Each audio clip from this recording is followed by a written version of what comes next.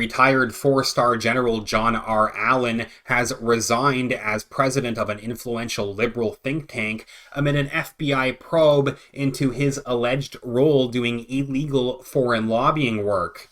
John R. Allen is a Democrat who was appointed by Barack Obama in 2014 as special presidential envoy to the Global Coalition to Counter ISIL.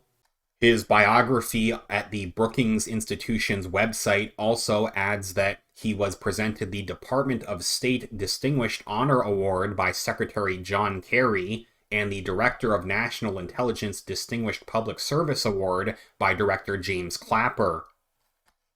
A new article at the New York Post explains that General John R. Allen has stepped down as president of the Brookings Institution after he was accused of lying and obstructing an FBI probe connected to an illegal lobbying campaign for Qatar.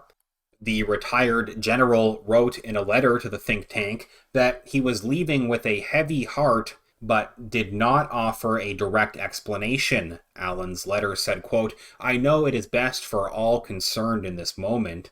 They go on to add that the departure comes after he was placed on leave by Brookings Wednesday, following explosive allegations that he made false statements and withheld incriminating documents from the FBI during its investigation into whether he worked behind the scenes to influence U.S. foreign policy in favor of the small Persian Gulf nation, according to court documents. His electronic data was seized by the FBI as part of the investigation. One FBI agent wrote in a search warrant application, later obtained by the Associated Press, how Allen allegedly lobbied U.S. officials to help Qatar in 2017 during a diplomatic crisis between the monarchy and its neighbors, while simultaneously pursuing multi-million-dollar business deals with the government of Qatar, violating the Foreign Agents Registration Act. The FBI says Allen gave a false version of events about his work for Qatar during a 2020 interview with law enforcement officials and failed to produce relevant email messages in response to an earlier grand jury subpoena. Allen has denied being an agent of Qatar, and his spokesperson said the former general voluntarily cooperated with the government's investigation into this matter. Quote, "General Allen has done nothing improper or unlawful, has never acted as an agent of Qatar or any foreign government or principal, and has never obstructed justice." The same article also points out how the influential think tank, the Brookings Institution, recently stopped taking Qatari funding after the wealthy country was one of Brookings' major financial backers. Allen, the former commander of the U.S. and NATO forces in Afghanistan, was placed on leave June 8th by Brookings. The institution said the integrity and objectivity of Brookings scholars and their research constitute the institution's principal assets. In a statement announcing Allen was placed on leave, the institution said, quote, "Brookings is not the subject of a federal investigation into a personal trip Allen took to Qatar in 2017 before he became president of the institution. Brookings receives no funds from the government of Qatar. Brookings received funding from Qatar in the past to support operations for research and events. In early 2019, Brookings decided it would not renew funding from the country and would close its Brookings Doha Center, established in 2007. The decision to close the Brookings Doha Center was concurrent with the decision to transition all of Brookings' foreign centers. More info in last week's report from the Associated Press, published before Allen announced his resignation as president of the Brookings Institution. The headline says FBI seizes retired general's data related to Qatar lobbying.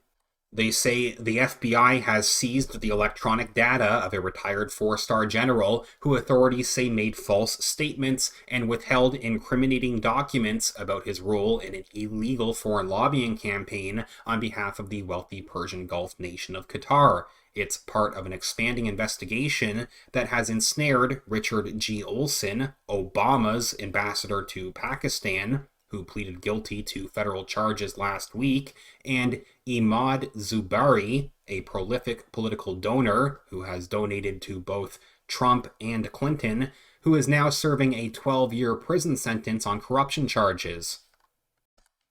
A FBI agent wrote in a search warrant application, quote, "There is substantial evidence that these FARA violations were willful," referring to the Foreign Agents Registration Act. The report from last week also adds that the 77-page application appears to have been filed in error and was removed from the docket Tuesday after the Associated Press reached out to federal authorities about its contents. Allen's spokesman also told Fox News Digital that his counsel is deeply concerned with the public release of the search warrant. General Allen's counsel is deeply concerned about the serious and damaging ethical breach that occurred with the public release of a search warrant affidavit containing confidential grand jury information. Not only did the breach offend long-standing law and Department of Justice policy on the confidentiality of ongoing investigations, but the narrative presented in the affidavit and now made public also is factually inaccurate, incomplete, and misleading. They say Olson was working with Zuberi on another matter involving Qatar when Saudi Arabia, the United Arab Emirates, and other Gulf countries announced a blockade of Qatar in mid-2017. Shortly after the blockade was announced, President Donald Trump appeared to side against Qatar. The court papers say Allen played an important role in shifting the U.S.'s response. Specifically, authorities say Allen lobbied then National Security Advisor H.R. McMaster to have the Trump administration adopt a more Qatar-friendly tone. The Daily Mail adds that several members of Congress have also been interviewed. They note that Brookings, one of the most prestigious think tanks in the U.S., had initially hired Allen as a senior fellow before tapping him as president in late 2017 and paying him more than $1 million a year, according to recent tax records. Please leave a comment and tell me what you think about this latest update. If you could give this video a thumbs up, remember to click the like button, that's greatly appreciated, and make sure that you're subscribed to the channel.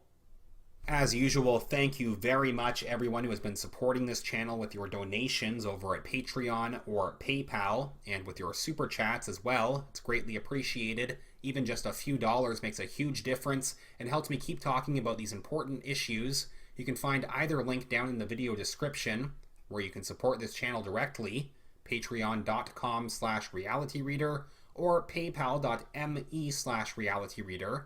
And once again, with all the censorship happening at YouTube, it's probably a good idea to find me on some alternative platforms as well. The best place to find me is superu.net. That's super, the letter u.net.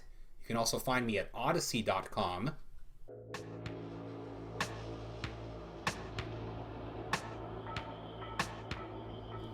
I will follow up soon. Thanks again.